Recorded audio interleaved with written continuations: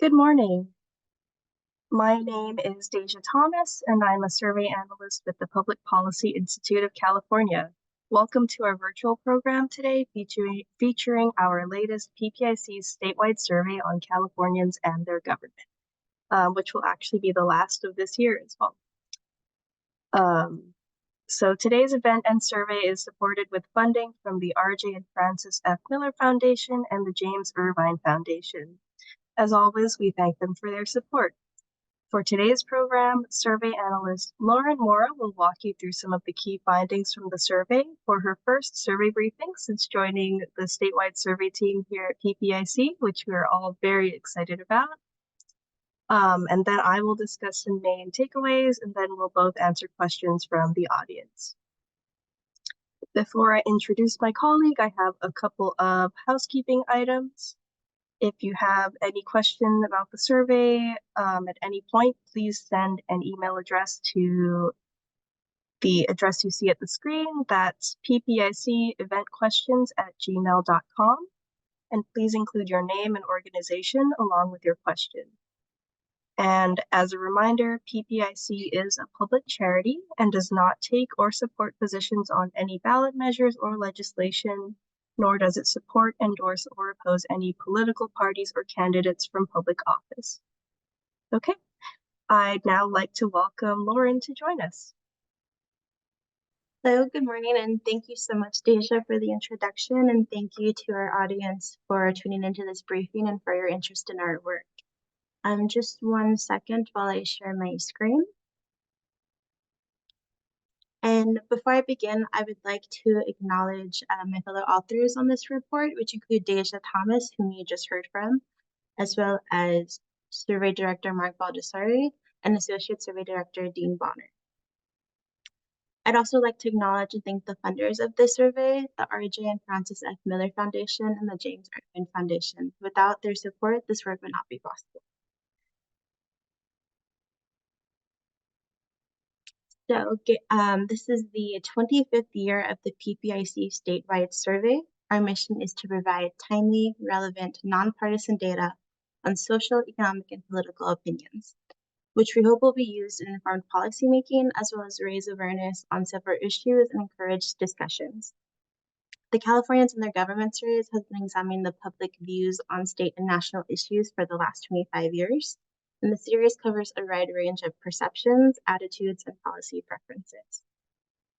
This particular survey was conducted online using the Ipsos Knowledge Panel from November 9th through 16th. We interviewed 1,660 adults, including 1,113 likely voters. The margin of error for the full sample of all adults is 3.2%, while the margin of error for likely voters is 3.8%. And now let's take a look at some of the survey results. We'll begin by taking a look at some findings on the upcoming March 5th primary election. Looking at the race for U.S. Senator, Congressman Adam Schiff and Congresswoman Katie Porter lead in the top 2 Senate primary race, which will determine who will be on the November ballot. Schiff and Porter were also frontrunners in the July, September, and November PPIC statewide surveys. Currently, Schiff is earning 21% of support from likely voters, while Porter is earning 16%. Republican Steve Garvey is in 3rd place with 10%, followed by Congresswoman Barbara Lee with 8%. Moving on to Proposition 1, which includes the Behavioral Health Bond and Services Act and expands its purpose and funding to include substance abuse disorders and housing intervention programs. There is strong support among California likely voters, with about 2/3 saying they would vote yes for this proposition. However, there is some partisan divide in support of Prop 1. An overwhelming majority of 85% of Democrats say they would vote yes on this proposition, and a majority of Republicans say they would vote no. And among Democrats, 2 and 3 say yes, while about 1/3 say no. Now, looking at the Republican primary for president, the majority of Republican likely voters say they would vote for former President Donald Trump in the presidential primary. Trump's support has been at around 50% since June of this year and is now at 56%. Today, the closest competitors are former South Carolina Governor Nikki Haley at 13% and Florida Governor Ron DeSantis at 12%. Now, in a November 2024 presidential election between Joe Biden and Donald Trump, California likely voters would choose Biden by a wide margin. Some 54% say they would vote for Biden, while 30% say so for Trump. This wide margin of support towards Biden has been similar in PPIC surveys since June of this year. And of course, there is a wide partisan divide. 85% of Democrats say they would vote for Biden, 80% of Republicans support Trump, and independents would vote for Biden by an almost 2-to-1 margin. Now, moving on some questions aside from the election, Californians name jobs, economy, and inflation as the top issue facing the state and have done so dating back to May 2022. The second most common issue mentioned is housing cost and availability, followed by homelessness. Now we're going to be taking a deeper look at two of these important issues, homelessness and housing costs. Californians were asked how big a problem both homelessness and housing affordability were in their part of California.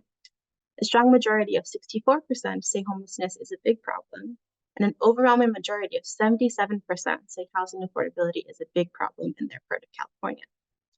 Across major regions of the state, majority say homelessness is a big problem. However, those in Los Angeles and the San Francisco Bay Area are the most likely at 69% to say this is a big problem, while those in Orange/San Diego are the least likely to say this at 56%. Regarding housing affordability, strong majorities across regions say that this is a big problem. We also asked about people's personal experience with housing insecurity or homelessness. And 21% of Californians say they or someone in their close family has experience with homelessness or housing insecurity. This includes 10% of adults who say it was they themselves and 11% who say it was someone in their close family. Across racial and ethnic groups, nearly half of African Americans say they've had this experience, including 26% who say it was they themselves. Latinos are the second most likely group to say they have had this experience, with 11% saying that it was themselves and 15% someone close to their family. Some 19% of white Californians report this experience, with 9% saying it was themselves. And Asian Americans are less likely to report this. We also asked how often Californians see someone experiencing homelessness, and a strong majority say daily or every few days. Latinos are the most likely across racial ethnic groups to report this, with 75%, while Asian Americans are the least likely. We asked about a variety of issues and if there are factors in contributing to homelessness, and an overwhelming majority of adults, including similar shares across regions of the state, say substance abuse is a major factor in contributing to homelessness. 7 in 10 say lack of affordable housing is a major factor, including about 3/4 of residents in Los Angeles, a higher share than residents in the Central Valley at 64%. 63% of adults say lack of mental health services is a major factor contributing to homelessness, a similar share who say so reduced income at 62%. About 6 in 10 or more across regions of the state say both of these are major factors in contributing to homelessness.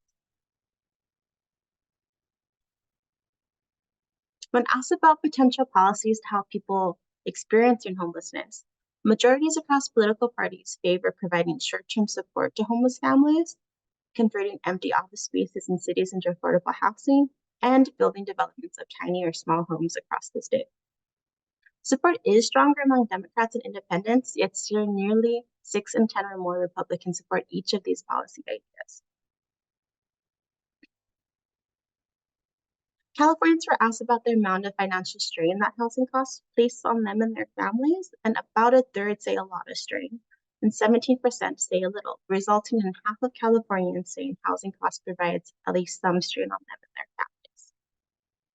Across racial and ethnic groups, African Americans and Latinos are more likely to report this financial strain than Asian Americans and whites.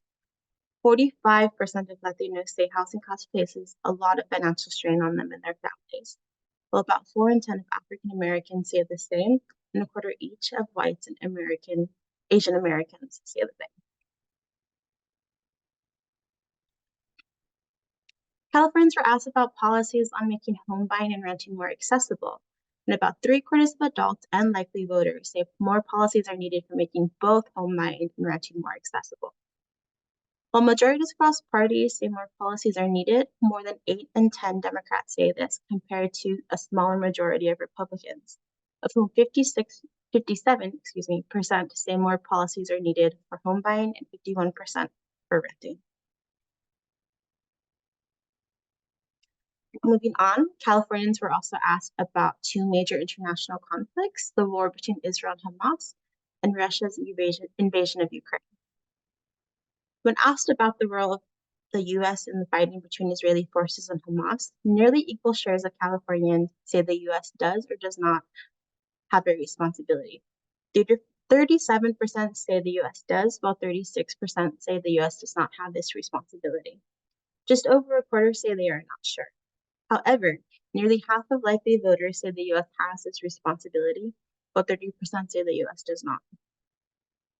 Close to half of Democrats say the U.S. has this responsibility, compared to slightly smaller shares of Republicans and independents. And about 3 in 10 or more across political parties say the U.S. does not have this responsibility. Regarding the Russian-Ukraine conflict, Californians are divided on whether Congress should authorize additional funding for Ukraine. 50% say they should, while 46% say they should not. A majority of likely voters, though, say the U.S. should authorize additional funding. And partisans are divided. A solid majority of Democrats say Congress should authorize additional funding, compared to about half of independents and about a third of Republicans. Notably, 2/3 of Republicans say the U.S. should not authorize additional funding. Now, lastly, taking a look at approval rates of some government leaders. 52% of Californians approve of the job that Gavin Newsom is doing as governor. His approval was similar last October at 54%. Meanwhile, fewer than half of Californians, 45%, approve of the job that the state legislature is doing, and their approval was similar last October at 49%.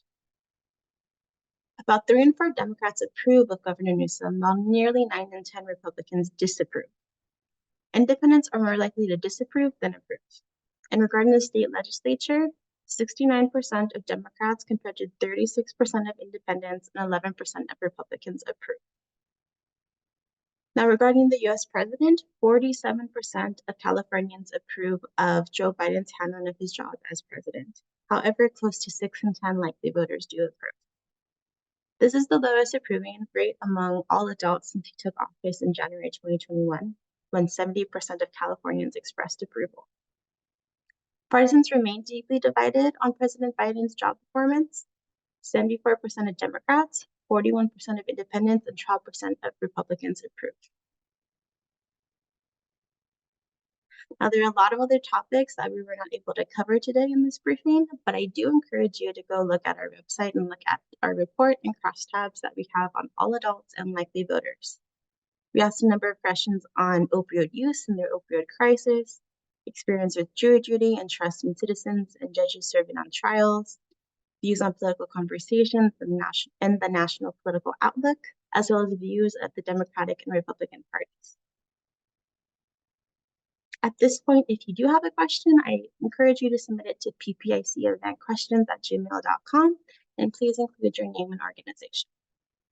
I'd now like to invite my fellow survey analyst, Deja Thomas, to walk through some of the key takeaways of this survey. Thank you, Lauren, for that excellent summary of survey findings from this month's Californians and Their Government survey. This one was definitely jam-packed with content, and it was great that you could cover a lot topically in such a short time. I thought it'd be useful to take this time to highlight some findings that didn't make it onto the report that you kind of mentioned toward the end of your presentation, but just so that it's out there somewhere. So first, I wanted to cover some questions we asked about talking about politics and the nature of political debate. And I think it makes sense to discuss given that 2023 is coming to the end of the year and the March primary is coming up in the new year. And if time allows, I also wanted to highlight some findings about concerns of opioids and other drugs, since I feel like this is also timely given the news cycle this week. And there are also new questions for us as well, which is always exciting. Excuse me. In the lead up to the March primary, Californians are feeling negatively about politics on several fronts. About 7 in 10 adults and 8 in 10 likely voters are pessimistic about Americans of different political views coming together and working out their differences. And about 2 in 10 or more adults and likely voters say they are optimistic. This sentiment is popular among partisans, regardless of which party they belong to, with overwhelming majorities of Democrats, Republicans, and independents saying that they're pessimistic about the prospect that Americans of different views can come together. And looking at previous PPIC surveys, the share saying that they're pessimistic has grown since a year ago, though there's a little bit of nuance there. While it's true that a lot in the world has probably happened since last year that could be attributing to growth in this share, we should also keep in mind that potential mode effects, since the 2022 survey was conducted via telephone and today's survey was conducted online.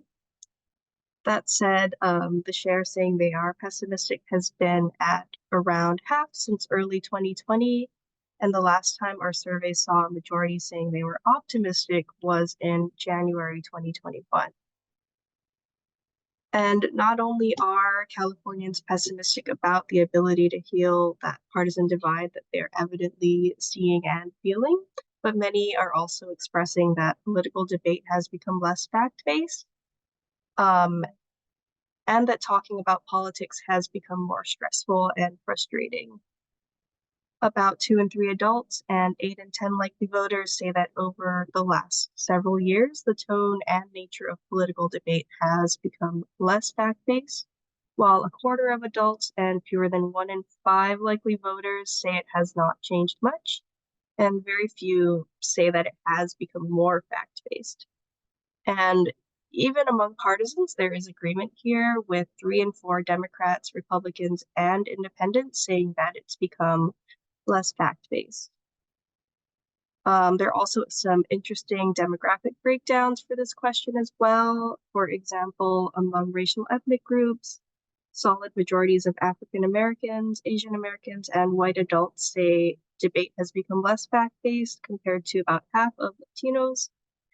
And this racial ethnic group is actually more likely than others to say it hasn't changed much, which is interesting.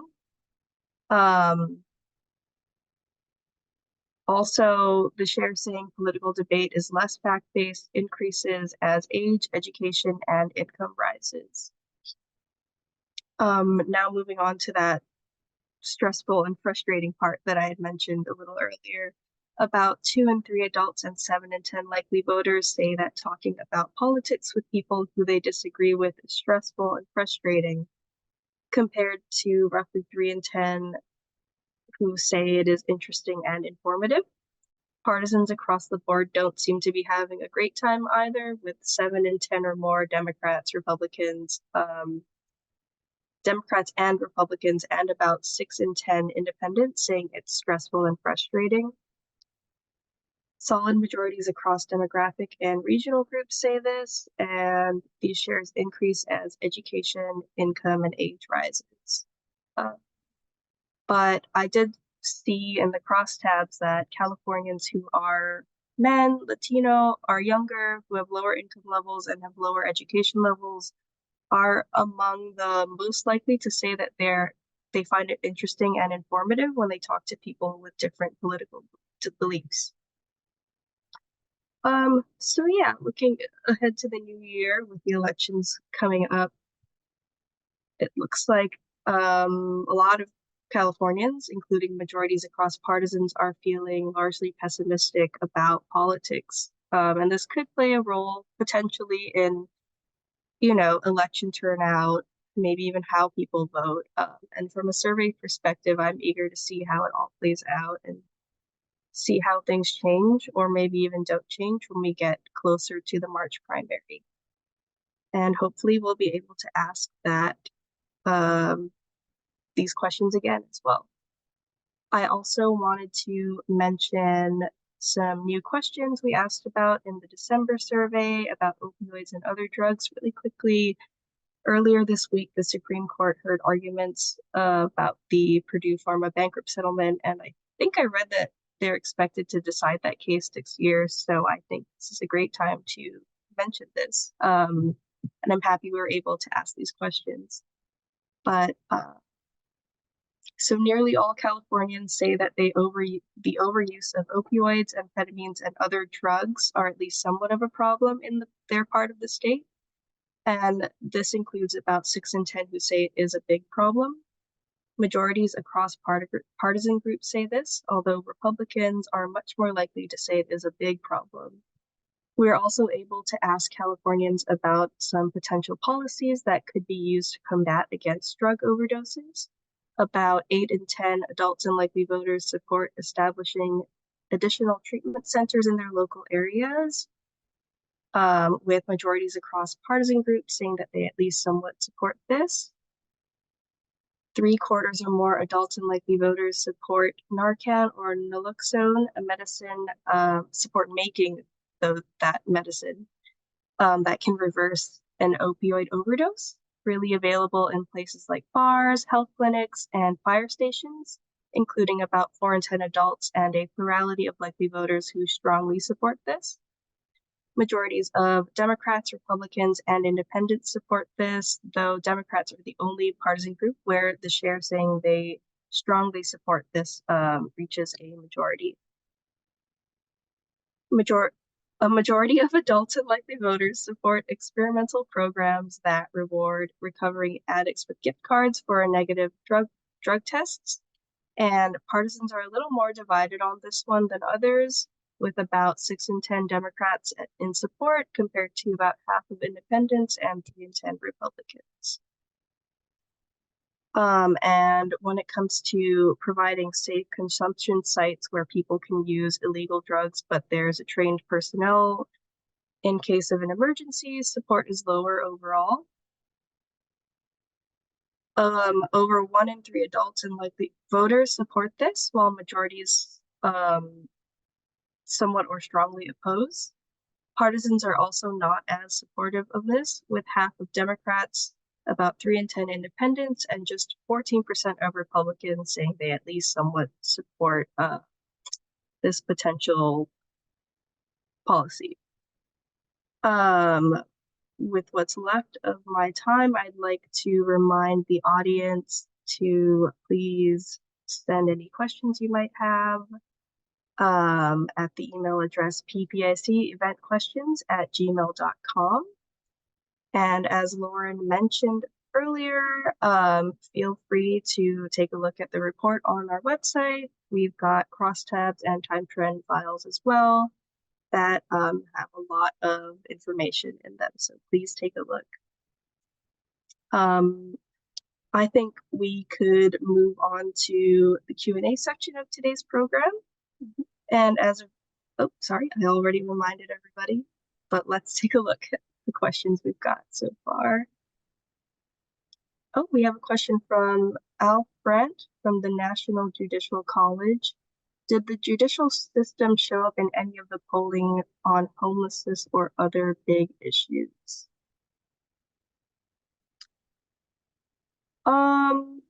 We did not ask this time around in this survey if others involved in the role of the judiciary, such as care courts, were involved in these homelessness policies. I believe, Deja, we have thought about asking about care courts before. I know it's a relatively new thing to the state, and so I would just encourage you to stay tuned to future surveys that you will hopefully be asking about this care courts and others involved in the role of judiciary and homelessness policies. Yes, great answer. Yeah, it was definitely something we discussed, but didn't make it in this survey, but definitely stay tuned and hopefully we ask it very soon. Okay, we've got another question. Does your survey shed light on any regional variations in how Californians view the financial strain of housing costs? I can take that one. I'd be happy to talk a little bit about the regional variations for that question.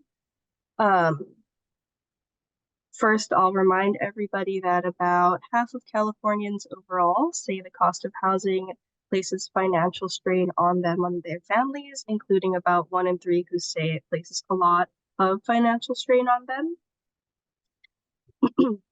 And going into the state's major regions, some residents are definitely feeling more financial strain than others, according to our survey. Majorities of residents in the Inland Empire and Los Angeles say they face a lot or a little financial strain due to the cost of housing, compared to about half or fewer in other regions. And I also saw in the crosstabs that Inland Empire residents are more likely than other residents elsewhere to say that they feel a lot of financial strain. Yeah, let's see what else we've got here. Got another one. One of the provisions of Prop 1, which enjoys majority support according to the survey, is to provide bond funds to help address homelessness. Does your survey point to any connections between how people view homelessness and their approval of Prop 1? Lauren, did you want to try that? Yeah, sure. I can take a stab at this one. So one big thing about Prop 1 is that it does authorize over $6 billion in state general obligation bonds to fund housing for homeless individuals, as well as veterans with mental health or substance abuse disorders. And one of the key findings in the survey is the solid majority that view homelessness in their part of California as a big problem. And nearly all adults say that they're at least somewhat concerned about the presence of homeless people in their local community. In fact, I saw that in our survey results, only 4% of adults say homelessness is not a problem in their part of California, and only 14% say they're not too and not at all concerned about the presence of homeless people in their local community. And additionally, homelessness is consistently in the top 3 most important issues that Californians say the state is facing. And we did ask about substance abuse and lack of mental health services in contributed homelessness. And we did see that large majority of Californians saying that these are contributions to homelessness. So for me, it's not so surprising that there is such large support for Proposition 1, given that there is so much thought of about these different factors in homelessness, and so it's on people's minds. And Prop 1 really aims to help alleviate this really large issue in California. So, Yeah, I did just want to add that, about 2 in 10 Californians did say that they or someone in their family has experienced housing insecurity or homelessness. But that sometimes 2 in 10 seems like a small share, but for what that question is asking, that seems like a pretty sizable share. So yeah, I agree completely. Okay, moving on to the next question. There's a high level of pessimism among Californians as to the direction of the state, and yet approvals of state leaders have been fairly resilient, including Governor Newsom's approval remaining above 50%. What do you make of this seeming disconnect between outlook for the state and views of the state policymakers? I can try to answer this one. I think this is a pretty complex question, and I think there are a lot of aspects to it. And I think part of it is a partisan divide. Today, 9 in 10 Republicans and about 2 in 3 independents say things are going in the wrong direction in California, compared to just about 1 in 3 Democrats. And with Newsom being a Democratic governor, it's not so surprising that he still has a majority approval, especially among Democrats who are more optimistic about the state. And additionally, there are so many other factors that I think Californians are looking at when they look at the direction of the state. 65% are expecting bad economic times in the next year. About 6 in 10 or more view drug use, homelessness, and housing costs as big problems in their part of California. And I think all these issues are adding to this pessimistic outlook that so many Californians have, and it's not simply just the state leaders alone. So it's really multidimensional. Yeah, for sure. I did want to add, I had some time to look at the crosstabs just now, that it looks like, according to our surveys, Governor Newsom's approval rating has actually been declining since July this year. Again, lots of multidimensional issues, and we can only really see what happens, moving forward in 2024 and beyond. But also, this trend is similar to what's happening among likely voters. So yeah, I guess we'll see. Alrighty, we have another question. Your survey asks about two of key current international crises, the situations in the Middle East and in Ukraine. In addition to your overall findings on how Californians are thinking about these, do you see any variation across age or other demographic groups? I can take this one. First, I do want to mention that I'm glad we could ask about some international happenings that are going on because, normally if this is a statewide survey, we don't really get a lot of that sometimes, but I'm so glad we were able to this cycle.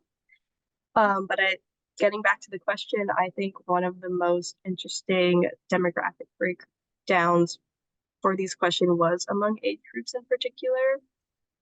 In particular, the question about which side Californians think the U.S. should take in the Israel-Palestine conflict.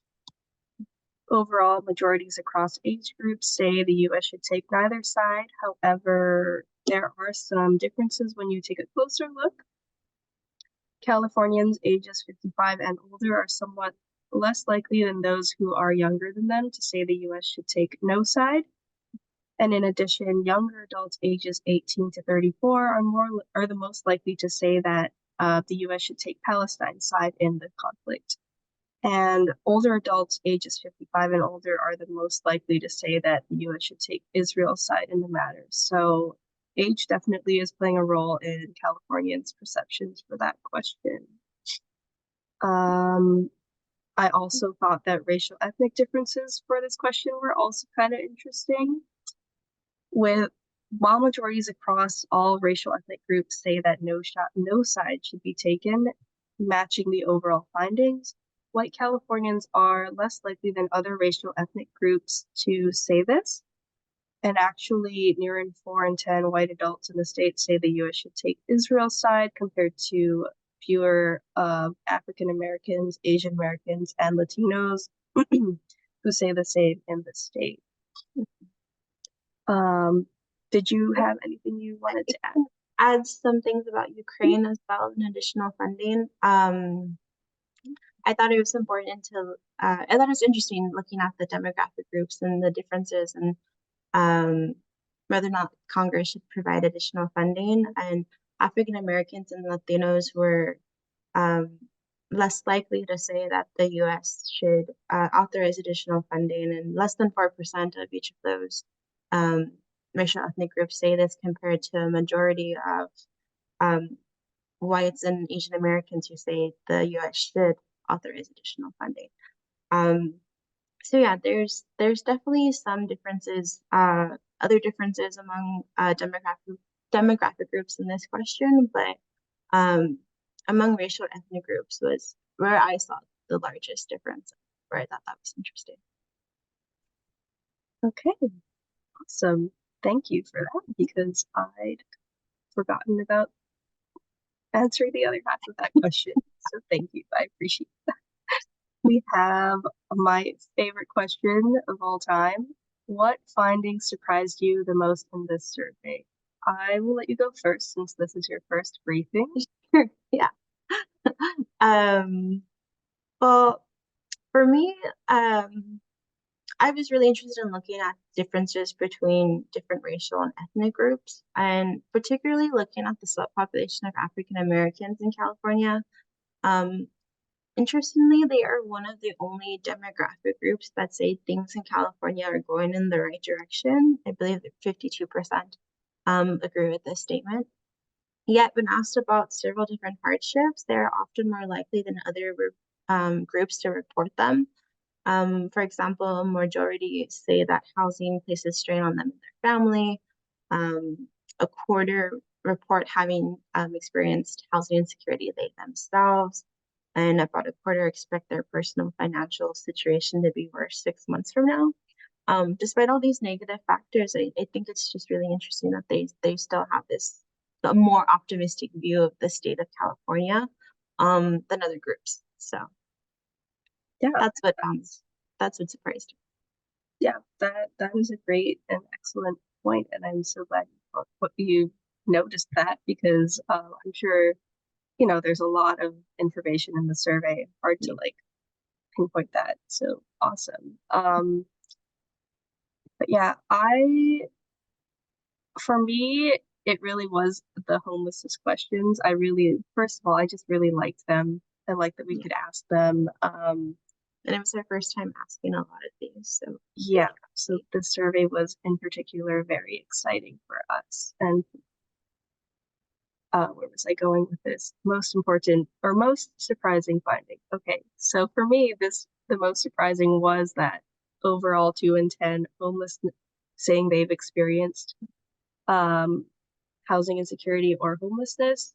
We've never asked something that personal in our surveys, and so I mean, I didn't really know what to expect, but it's interesting to get a number on that and for it to be 2 in 10. Again, I mentioned this earlier, but it's just not that small to me.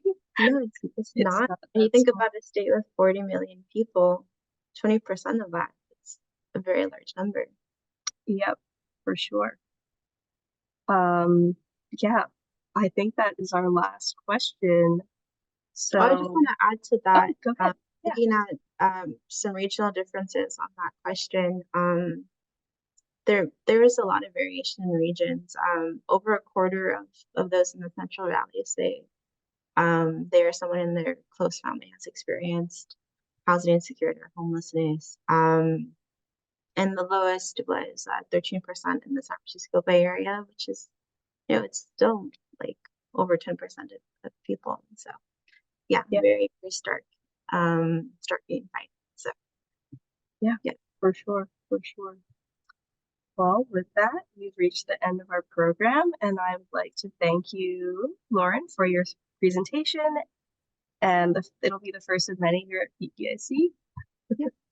Thank you, Deja. I'd also like to thank our funders and thank you to all of you online for joining us today. If you pre-registered for this event, later today you will receive a survey. We would appreciate you taking a couple minutes to respond to let us know how we did today. Thank you, and I hope you all have a great afternoon, and we'll see you next year with more surveys.